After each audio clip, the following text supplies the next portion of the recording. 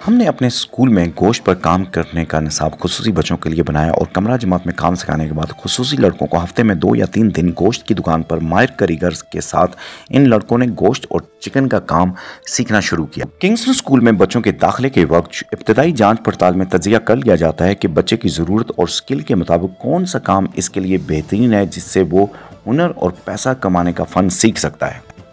Video में आप देखेंगे कि खुसूसी बच्चे माहिर किसाब की तरह टोके से गोश्त काट रहे हैं, चर्बी काट रहे हैं और माहिर किसाब इनको साथ सिखा भी रहे हैं। इस सरगर्मी में बच्चों को अपनी महारत पर एतमाद, समाजी ताल्लुकात, अजनबी माहौल में अपनी जगह बनाना, काम करना और मार्केट में पैसा कमाने की महारत पर काम करना सीखना है। किंगस्टन स्कूल हमें महारतों की दुनिया में नए रास्ते देखने का मौका देता है। किंगस्टन स्कूल का तजर्बा खुसूसी बच्चों की कामयाबी का एक नया सफ़र है, जहां महारतों की तालीम किंगस्टन स्कूल की रोशनी में चमकती है। वालिदैन अपने बच्चों को किंगस्टन स्कूल लाएं ताकि वो एक कामयाब ज़िंदगी गुजार सकें, वो काम करना सीखें, वो तालीम सीखें, वो अच्छा सोचना सीखें।